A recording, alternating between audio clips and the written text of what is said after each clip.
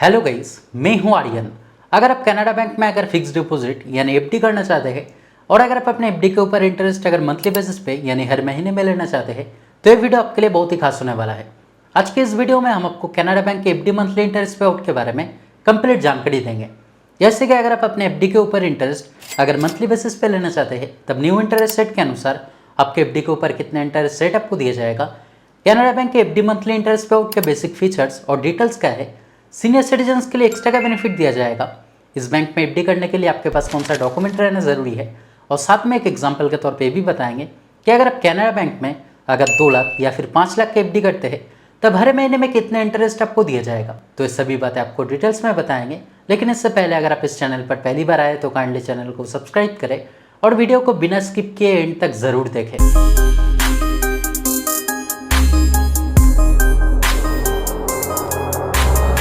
तो अगर आप कनाडा बैंक में अगर एफडी यानी फिक्स डिपॉजिट करना चाहते हैं और अगर आप अपने एफडी के ऊपर इंटरेस्ट अगर मंथली बेसिस पे यानी हर महीने में लेना चाहते हैं तब पहले आपको इस एफडी प्लान के बेसिक फीचर्स और डिटेल्स के बारे में आपको जानकारी रखना ज़रूरी है ताकि इन फ्यूचर आपके लिए कोई भी दिक्कत ना आए। तो चलिए पहले जान लेते हैं कनाडा बैंक के एफडी मंथली इंटरेस्ट पे आउट के बेसिक फीचर्स और की डिटेल्स के बारे में। तो जैसे कि आप यहाँ पे स्क्रीन पे देख सकते हैं कि अगर मिनिमम एफडी अमाउंट की बात की जाए तब इस एफडी प्लान में मिनिमम 5000 से आप एफडी कर सकते हैं। अगर आप कनाडा बैंक में नॉर्मल एफडी करते हैं तब उस सिचुएशन में आप 1000 से भी एफडी कर सकते हैं, लेकिन अगर आप अपने एफडी के ऊपर इंटरेस्ट अगर मंथली बेसिस पे लेना चाहते हैं तब मिनिमम 5000 से आपको एफडी करना होगा और मैक्सिमम यहाँ पे एफडी लिमिट नहीं दिया गया है, यानी मैक्सिमम जितने भी अमाउंट आप चाहे आप एफडी कर सकते हैं। अगर एफडी ड्यूरेशन की बात की जाए यानी कितने दिन के लिए आप एफडी कर सकते हैं तब मिनिमम 1 साल से मैक्सिमम 10 साल के बीच में आप एफडी कर सकते हैं। अगर आप कनाडा बैंक में नॉर्मल एफडी करते हैं तब मिनिमम 7 दिन से भी आप एफडी कर सकते हैं, लेकिन अगर आप अपने एफडी के ऊपर इंटरेस्ट अगर मंथली बेसिस पे लेना चाहते हैं तब मिनिमम 1 साल से 10 साल के बीच में आप एफडी कर सकते हैं। अगर एज लिमिट की बात की जाए तब यहाँ पे कोई भी एज लिमिट नहीं दिया गया है, यानी अगर आप जनरल सिटीजन हैं यानी अगर आपकी उम्र अगर 18 साल से ज़्यादा है तब भी आप एफडी कर सकते हैं। अगर आप सीनियर सिटीजन हैं यानी अगर आपकी उम्र अगर 60 साल से ज़्यादा है तब भी आप एफडी कर सकते हैं। और अगर आप माइनर हैं यानी अगर आपकी उम्र अगर 18 साल से कम है तब भी अगर आप चाहे तो अपने पेरेंट्स के बिहाफ में एफडी कर सकते हैं। नॉमिनेशन फैसिलिटी भी यहाँ पे दिया गया है, यानी अगर आप चाहे तो आपके एफडी के लिए आप किसी को नॉमिनी भी रख सकते हैं। प्री मैच्योर विड्रॉल का सुविधा भी यहाँ पे दिया गया है, यानी एफडी करने के बाद अचानक अगर आपको पैसे की ज़रूरत होता है तो अगर आप चाहे तो आपके एफडी का अमाउंट मैच्योर होने से पहले ही आप बैंक से उठा पाओगे। लेकिन आपको यहाँ पे जानकारी रखना है कि इन केस अगर आप प्री मैच्योर विड्रॉल करते हैं तब मैक्सिमम 1% तक चार्जेस लगेगा। अगर टीडीएस चार्जेस की बात की जाए तो अगर आप रेगुलर इंडिविजुअल है यानी अगर आप जनरल सिटीजन है यानी अगर आपको उम्र अगर 60 साल से कम है और किसी साल का आपका एफडी के ऊपर कंप्लीट इंटरेस्ट यानी किसी साल के अंदर आपका एफडी के ऊपर टोटल इंटरेस्ट अमाउंट अगर 50,000 से ज़्यादा होता है तब उस सिचुएशन में 10% टीडीएस काटा जाएगा। और अगर आप सीनियर सिटीजन है यानी अगर आपको उम्र अगर 60 साल या फिर अगर 60 साल से अधिक है और किसी साल का आपका एफडी के ऊपर टोटल इंटरेस्ट अमाउंट अगर 1 लाख से ज़्यादा होता है तब उस सिचुएशन में 10% टीडीएस काट जाएगा। लेकिन मैं आपको ये सजेस्ट करना चाहूँगा कि अगर आप जनरल सिटीजन है तब 15G फॉर्म और अगर आप सीनियर सिटीजन है तब 15H फॉर्म जरूर सबमिट करें, क्योंकि अगर आप फॉर्म सबमिट करते हैं तब टीडीएस नहीं काटा जाएगा।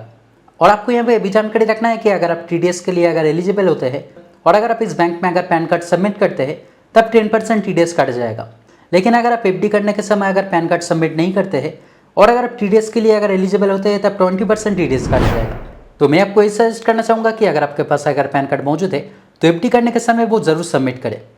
तो ये सब तक कनाडा बैंक के एफडी मंथली इंटरेस्ट पे आउट के बेसिक फीचर्स और एडवांटेजेस जो आपके लिए जानना जरूरी था।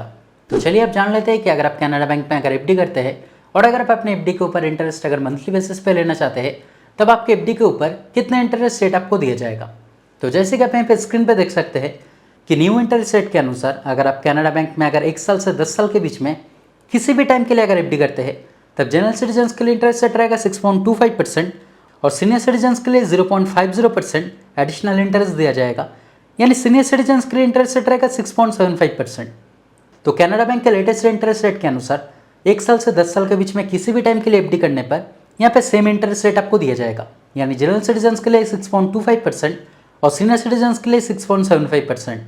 तो चलिए आप जान लेते हैं कि अगर आप कनाडा बैंक में अगर एफडी करना चाहते हैं तब आपके पास कौन सा डॉक्यूमेंट रहना ज़रूरी है, और साथ में एक एग्जाम्पल के तौर पे भी जानेंगे कि अगर आप कनाडा बैंक में अगर 2 लाख या फिर 5 लाख की एफडी करते हैं तब हर महीने में कितना इंटरेस्ट आपको दिया जाएगा। तो अगर डॉक्यूमेंट्स की अगर बात की जाए तो आइडेंटिटी प्रूफ के तौर पे आपके पास आधार कार्ड, पासपोर्ट, वोटर आईडी या फिर ड्राइविंग लाइसेंस यानी इनमें से कोई एक डॉक्यूमेंट रहना जरूरी है। और एड्रेस प्रूफ के तौर पे आपके पास आधार कार्ड, पासपोर्ट, यूटिलिटी बिल या फिर बैंक स्टेटमेंट, इनमें से कोई एक डॉक्यूमेंट रहना ज़रूरी है। और अगर आप 50,000 से ज़्यादा अमाउंट का अगर एफडी करना चाहते हैं तब पैन कार्ड मैंडेटरी है। और अगर आप 50,000 से कम अमाउंट का अगर एफडी करना चाहते हैं तब पैन कार्ड मैंडेटरी नहीं है। लेकिन कई ब्रांच में देखा जाता है कि अगर आप 50,000 से कम अमाउंट का एफडी करते हैं तब भी आपसे पैन कार्ड मांगा जाता है। तो मैं आपको यही सजेस्ट करना चाहूँगा कि अगर आप 50,000 से कम अमाउंट का अगर एफडी करना चाहते हैं और अगर आपके पास अगर पैन कार्ड मौजूद है तो एफडी करने के समय वो अपने साथ ही कैरी करें। और आपको यहाँ पे ये भी जानकारी रखना है कि अगर आप कैनरा बैंक में अगर एफडी करना चाहते हैं तो आपके पास कैनरा बैंक के सेविंग्स अकाउंट या फिर करंट अकाउंट रहना ज़रूरी है। यानी अगर आप इस बैंक में एफडी करना चाहते हैं तब इस बैंक का अकाउंट रहना मैंडेटरी है। तो चलिए आप एक एग्जाम्पल के तौर पे जान लेते हैं कि अगर आप कैनरा बैंक में अगर 2 लाख या फिर 5 लाख के एफडी डिफरेंट टाइम के लिए करते हैं, जैसे कि 1 साल, 5 साल या फिर 10 साल के लिए करते हैं, तब तीनों अलग सिचुएशन में जनरल सिटीजन या फिर सीनियर सिटीजन के लिए हर महीना कितना इंटरेस्ट आपको दिया जाएगा।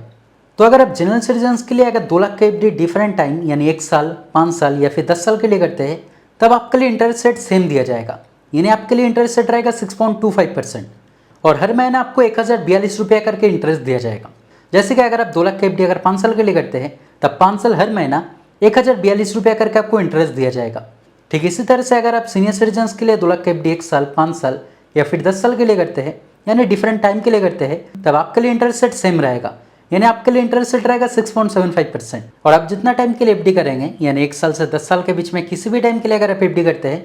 तब उतना दिन के लिए हर महीना 1125 रुपया करके आपको इंटरेस्ट दिया जाएगा। और अगर आप जनरल सिटीजन के लिए 5 लाख के एफडी अगर 1 साल, 5 साल या फिर 10 साल के लिए करते हैं तब आपके लिए इंटरेस्ट रेट रहेगा 6.25% और हर महीना 2604 रुपया करके आपको इंटरेस्ट दिया जाएगा।